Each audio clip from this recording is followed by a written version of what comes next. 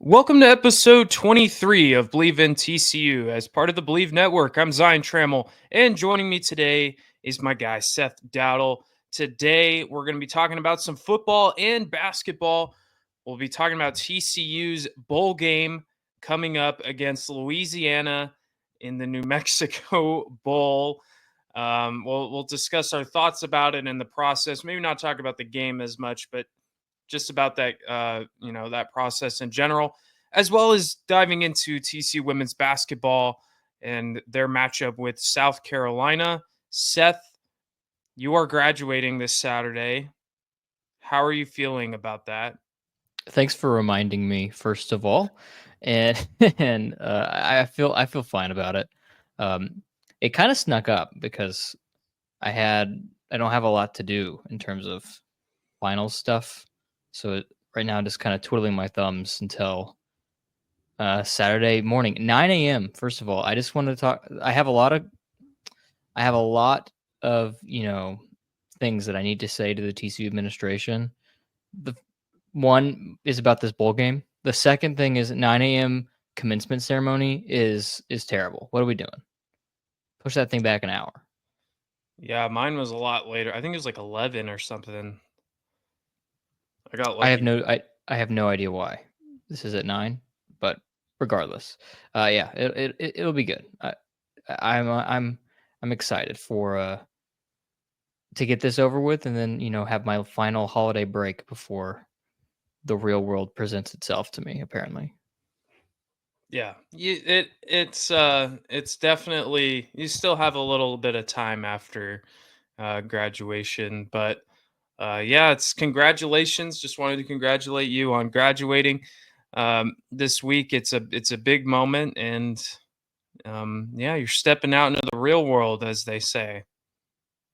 But Yeah, I guess I've been doing fake world so far. I think I've been doing mhm, fake world stuff fine. yeah, I thought I was stepping into the real world when I graduated high school, but apparently not. no, you get like high school 2.0 in Yeah, college. this was real world simulation. This is now I go to real world like actual. Exactly. So, anyways, talking about TCU football. Yesterday we got the college football playoff rankings, and that was cool and all. But the more important topic was finding out where the 8-4 TCU Horned Frogs were going to be playing in their bowl game. Many people had predictions of where they were going. Some people were hoping for the Texas Bowl. Instead, we got the New Mexico Bowl against the Louisiana Ragin' Cajuns, who were talked about on College Game Day by Timothy Chalamet. This And is true. We must take this into account when grading TCU's bowl get. yep, the game will be played on December 28th at 1:15 on ESPN. Uh, it comes as a shock to many TCU fans, people wondering how we got such a bad bowl game when the people affiliated with the New Mexico Bowl themselves were predicting that UNT, Sam Houston, and there was another, Texas State, were some of the schools predicted to be in this game. How did TCU end up in this bowl game? I have no idea. Seth, what were your initial reactions to finding out that TCU would play in the New Mexico Bowl? My initial reactions were somewhat puzzled. I was very puzzled. For one, I was kind of somewhat making some plans to potentially go to Houston if they played in the Texas Bowl on New Year's Eve. And because it's just an easy drive, I don't have to stay there if I don't want to. It's an afternoon game, blah blah blah. And the other like projections, because if you're unaware about how these bowl games are picked, first of all, the bowl games themselves have tie-ins to the conferences. So say like second place Big 12 team plays third place ACC team in the X Bowl, whatever that is. And that doesn't necessarily have to be the case, but that's kind of standard procedure. And then they will invite those teams to the bowl, and then they have an opportunity to either accept or decline. And they usually accept it because you don't know if you're going to get another one or if that other one is going to be as good. So, for instance, I believe in the Pop-Tarts Bowl, which is second place Big 12 versus third place ACC. It's Iowa State, Miami. So that's how that works. And TCU, based on like where they were in the standings and based on the Big 12's projections, it was going to be either the Texas Bowl in Houston or the Liberty Bowl is what it looked like, which is in Memphis, which would have, and both of those games would have been against SEC opponents, which they wouldn't be like, top tier SEC opponents, but they would still be SEC opponents. And I think the two teams in those bowls are Arkansas and LSU. And so that would have been fun, I think, in my opinion. But then somehow in the bureaucracy in this process has got us to the only bowl. TCU is playing the only bowl game that does not have a Big 12 affiliation of any Big 12 team. This is, as you were talking about, the bowl itself was not projecting a Big 12 team to be playing in this because they don't have a Big 12 affiliation.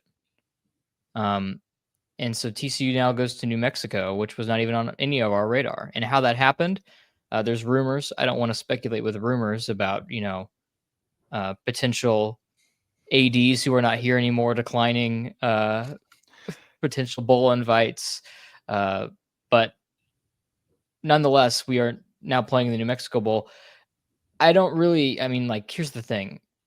With how the landscape of the sport is and what TCU's expectations were, any bowl game was going to fall short of those expectations. It's just that the New Mexico Bowl of all of them is kind of less prestigious and certainly a less, fun opponent to play that makes the end of the season feel worthwhile.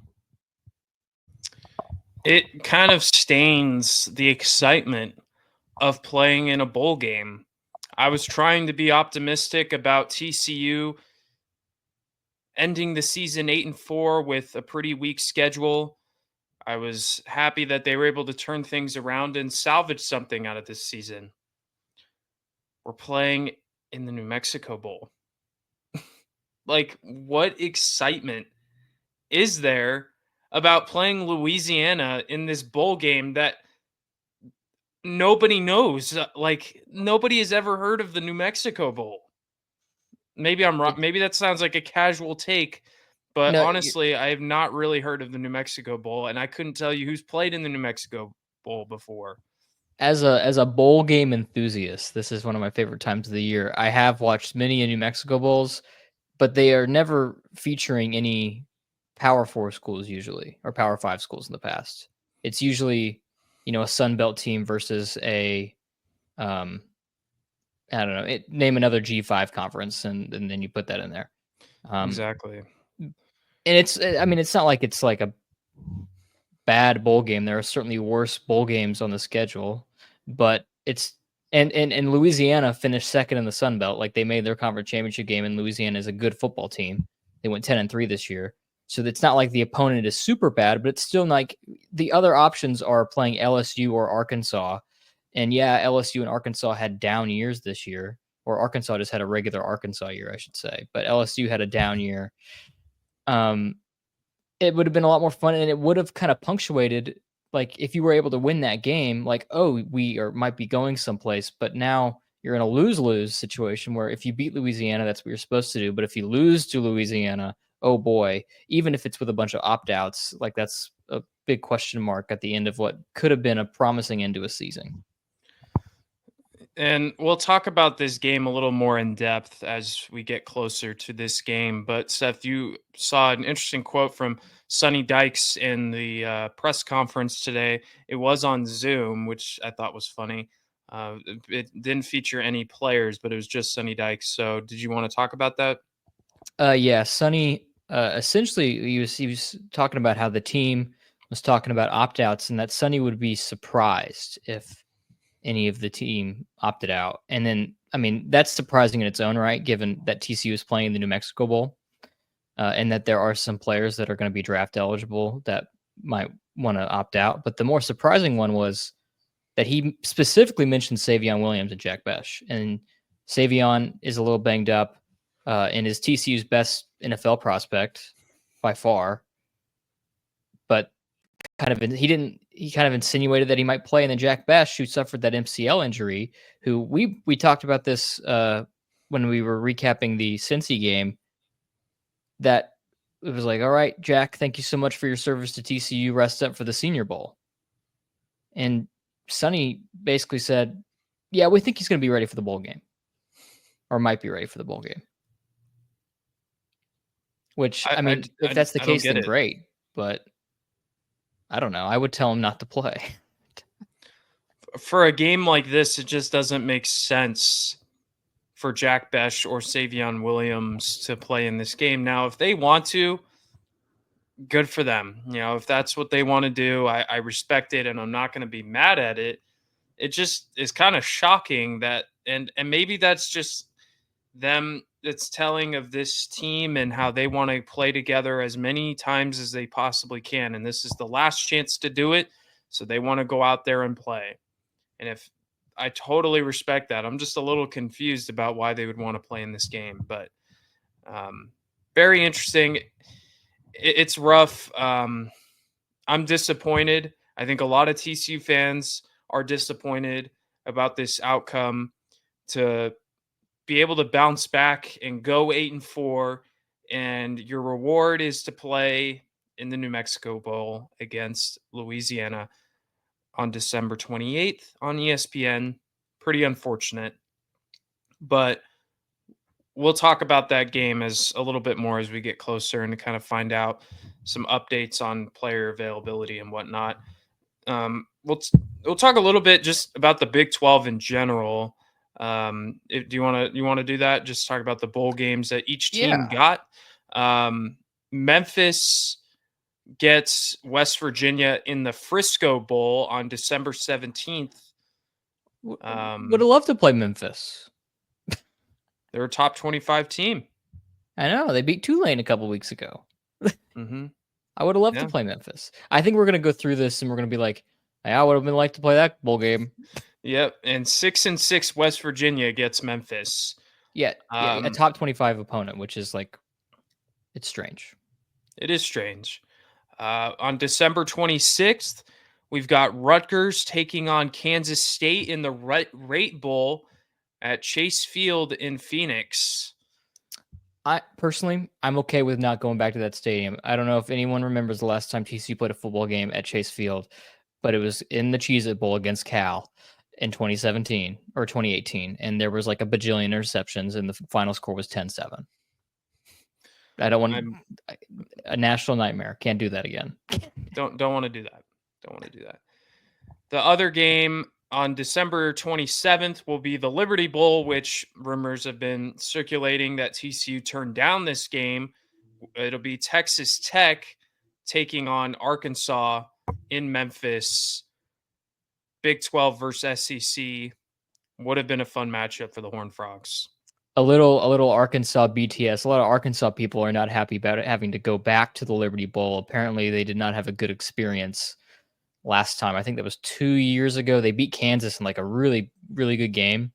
But I don't know if that's about like the stadium itself or just like playing in Memphis. But a lot of Arkansas peeps were hoping for the Texas Bowl, is what I what I saw on the interwebs. Gotcha. Maybe one, and I think what we'll also do as we get closer is we can do predictions for the Big 12 bowl games. But just want to mention each one. Then the one that's probably the most intriguing and definitely the most vibes is the Pop-Tarts Bowl on December 28th on ABC. Number 16 Iowa State taking on number 12 Miami, second place Big 12 versus third place ACC in Orlando. Going to be so much fun. Can't wait. Yeah, I know. Like this is I don't know. Like this is the biggest vibes. This is what I wanted, right? This is the goal. The secondary goal, the tertiary goal. The first goal is a college football playoff berth, which kind of insinuated in that is a Big 12 championship, which is second goal. Third goal is if all that fails, Pop-Tarts Bowl. in my opinion. We love the But Pop-Tarts Bowl.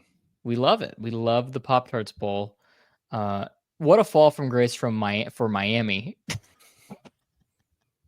Brutal.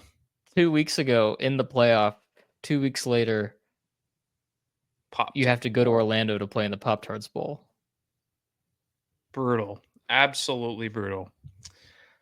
And then on December 28th, we'll have a Big 12 matchup, BYU versus Colorado at the Alamo Bowl in Third San place Antonio. game. Third place. Who's third place? Who's third place in the Big 12? Should be a good game. I think this game should be for a college football playoff berth. Yes. And then finally on New Year's Eve, Baylor taking on LSU in the Texas Bowl in Houston. Again, another fun matchup that I would have loved for TCU to play in against the Tigers. But no, we get Louisiana. You know what's also frustrating about this whole process as well is if you look at our rivals, SMU is taking on Penn State. They're in the college football playoff. Baylor gets LSU in the Texas Bowl, and Texas Tech gets to play in the Liberty Bowl. And what do we get? You know, it just sucks. We Sucks. get Billy They're laughing Napier's at us. old school. Yeah. According the to legend, Timothy Chalamet. Yeah, the legend lives. Billy Napier. Dude, that was amazing. Give a quick shout out. I got to give a quick shout out to Timothy Chalamet. Ball knower, man. Ball knower. Lisan Al-Gaib knows ball. You know, I think that the actual thing here is that TCU is a quality win for Baylor and SMU, which has boosted them to these good bowl games. And it's taken us down to New Mexico. I was watching the Rhett Lashley came on to the selection show after all was said and done. First of all, banger quote. Reese Davis asked him, what was the drama like? Because y'all were the last team in. And he was like, your production team did a really good job of making all that drama or something like that.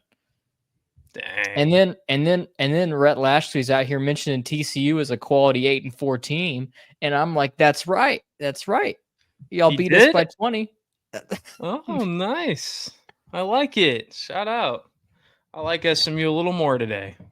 Oh, speaking of, and we have to talk about this. Did you see the TCU official Twitter account post about the college football playoff? It has since been deleted. I sure did.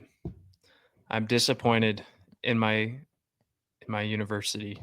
For those who did not see it, the official TCU university, like the actual university Twitter account, what was it, like replied to SMU football's like we're in post.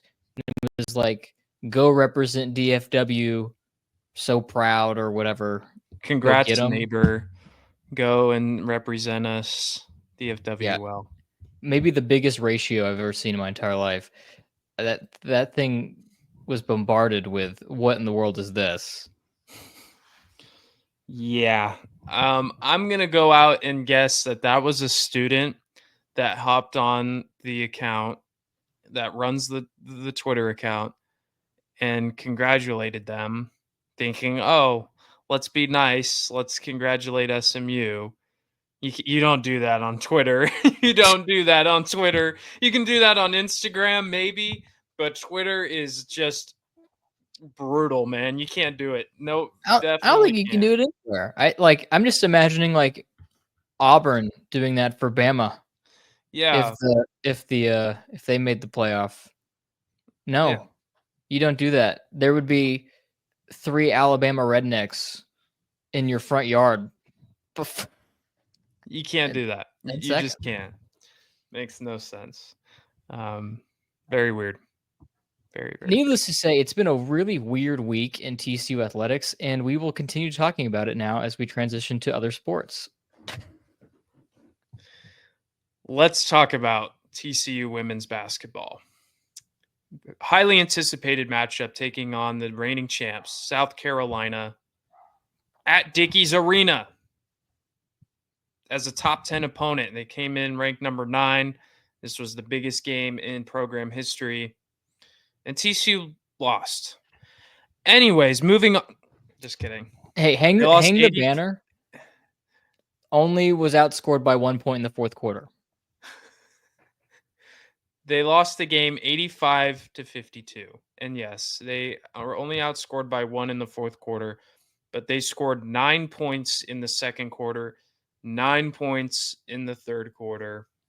And South Carolina just throttled TCU. Haley Van Lith had 21 points and 6 assists. The second leading scorer was Taylor Bigby with 8. And look, I'll give my first thought on this. First reaction. I'm not mad. I'm not disappointed. I'm not frustrated, nothing. Look, I wanted this game to be a little more competitive. But regardless, TCU is still 9-1. South Carolina's defense was just unbelievable. They were suffocating TCU's offense. They did a great job defending Sedona Prince, cutting off lanes to the basket. They're the reigning champs for a reason. And we move.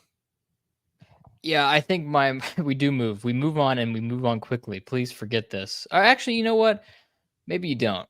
Because I think a lot of the things that I think I'll try to forget it, but for them, they should try to remember this experience, I think, and what it felt like, and also learn the lessons. And that's what Mark Campbell talked about a lot in the pressers. Like, we're going to be better for this. And I think you even tweeted it yesterday after the game, like TCU will be better because of this experience.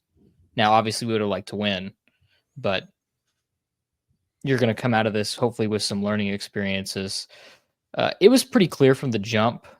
I mean, TCU was in this for a little while, but it was very, very clear that South Carolina was a different team than what TCU would face all year long. Like, even Notre Dame. Like, it was just a completely different level of athlete and a completely different level of physical.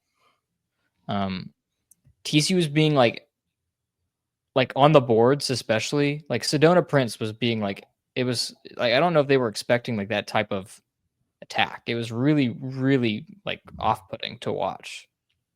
And then whenever Sedona got like semi-postered midway through the first quarter, I was like, okay, this might be over. Yeah. Ashlyn Watkins threw down a dunk, and I was like, oh, this game's over. We might be done. That was crazy. That was unbelievable. But yeah, by the 20-14 after the first quarter, it felt like TCU was keeping in it. They hit a couple threes, but none of the looks were like good. They were just some tough shots that they hit, and even Sedona was missing some layups. And that's what I could tell. One, a little bit jittery here, maybe a little bit nervous. This is a big stage, and two, this is just a different type of defense that they're not used to seeing. And that definitely, showed itself as the game progressed, and South Carolina really took it to them in the second and third quarters before, they kind of put in the backups in the fourth quarter. Yeah, I think what you learn from this is that you're not at the top of the sport yet, but you're certainly a lot better off than you were 2 years ago, and that this is still going to be a good team, and hopefully that this doesn't set them back. Yeah, you got to be able to learn from this, but also, take the lessons from this game, but you have to be able to shake it off pretty quickly. I for one have like never seen Sedona Prince get clamped like that. Like, usually she has her way. Every time I've seen her play for TCU, she's pretty much dominated. It's rare that a defense can find ways to close her off, not get deep into the paint, and get the shots that she wants. They did a really good job of denying Madison Connor 3-point attempts. I mean, they're picking her up as soon as she crosses half court almost, making her work for any space to get a 3-pointer off. And I don't even think she got many attempts. She only shot 3 threes in the entire game. Haley Van Lith was the only one that kind of found success, and she's played South Carolina before, but South Carolina just has so much versatility offensively and defensively. Don Staley is an incredible coach, and you know, TCU just was kind of outmatched, but still lots to learn, and they will be okay. Yeah, I mean, you look at the schedule they got left here before conference play starts. They get a week off for finals, and then Louisiana Tech and Samford. You hope that those are two good rebound games before you start conference play against UCF on the 21st. And then you get into Brown, and then you get full-on conference play against Colorado on New Year's Day. So I think they'll be good. I just hope that, for one, I'm glad they kind of have a week off.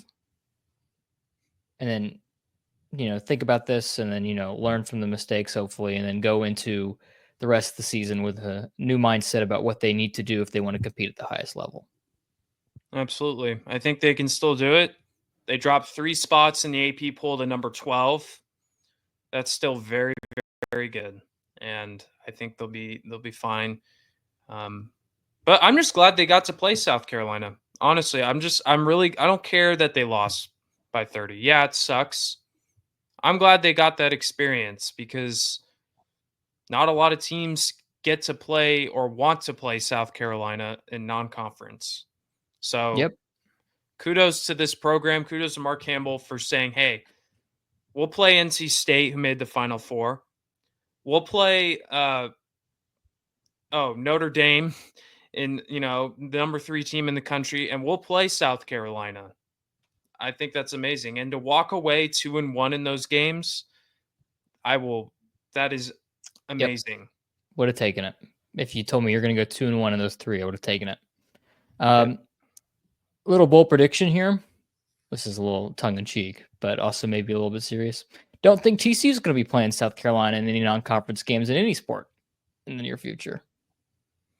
Yeah, I don't think so. With their new AD, and the fact that today was the first time that they even publicly acknowledged that they are looking for a new AD. It took until today, and we recorded the announcement that he got the job on Wednesday. Pretty weird. I don't want to speculate too much, but yeah, I'm reading in between between the lines. They even say like thank you, like thanks for. Whoa, they didn't. No, all it was the same Twitter account that we just talked about 10 minutes ago about the bogus tweet. Let me see if I can find it here.